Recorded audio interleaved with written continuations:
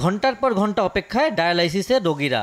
নারায়ণগঞ্জ, ময়মনসিংহ সহ দূর দূরান্ত থেকে রাজধানীর জাতীয় কিডনি অ্যান্ড ইউরোলজি ইনস্টিটিউটে এসেছেন তারা, কিন্তু সেবা বন্ধ থাকায় পড়েছেন চরম ভোগান্তিতে। উদ্বেগ উৎকণ্ঠা নিয়ে হাসপাতাল চত্বরেই অপেক্ষা করছেন অনেকে। কেউ কেউ অসুস্থ হয়ে পড়েছেন। দ্রুত ডায়ালাইসিস সেবা চালু করার দাবি রোগী ও স্বজনদের। রোগীর অবস্থা একেবারে খারাপ। এখন ম্যাডামকে বহুত অনুরোধ করি ভিতরে যে গ্যাস দিতে আসি। বারবার রক্ত বন্ধ হয়ে যাওয়া, তারা বলতেছে যে উপরের থেকে একটা সিদ্ধান্ত না নেওয়া পর্যন্ত ডায়ালিসিসের ব্যাপারে তারা কিছু বলতে পারে না। তাড়াতাড়ি ডায়ালিসিস শুরু করে, নয়তো রোগীর অবস্থা খারাপ হয়ে যাবে।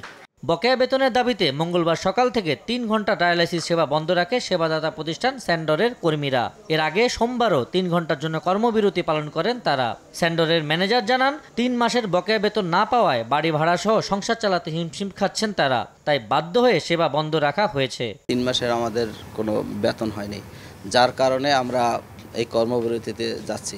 আর কয়েকদিন পর কোরবানি ঈদ, আমাদের এখানে কোনো স্টাফই এবার কোরবানি করতে পারবে না যদি এই টাকাটা না হয়। ২৮ তারিখের পর আমরা আবার নতুন সিদ্ধান্ত নেব যদি এর ভিতর সমাধান না হয়। হাসপাতালের পরিচালক জানান, স্যান্ডরের বকেয়া পরিশোধের দায়িত্ব স্বাস্থ্য অধিদপ্তরের। তবুও রোগীদের দুর্ভোগের কথা বিবেচনায় নিয়ে দ্রুত সংকট সমাধানের চেষ্টা করা হচ্ছে।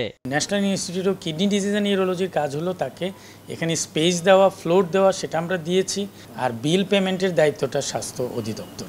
জরুরি সেবাটা যাতে কোনোভাবে বিঘ্নিত না হয়, রোগীরা যাতে ক্ষতিগ্রস্ত না হয়, সেজন্য আমরা ব্যক্তিগত উদ্যোগে স্বাস্থ্য অধিদপ্তরের বিভিন্ন পর্যায়ে কথা বলেছি। ইনশাল্লাহ এটা শীঘ্রই হয়ে যাবে। বকেয়া বেতন না পেলে বুধবারও কর্মবিরতির ঘোষণা দিয়ে রেখেছেন স্যান্ডরের কর্মীরা। আবু সৈয়দ নিশান, সময় সংবাদ, ঢাকা।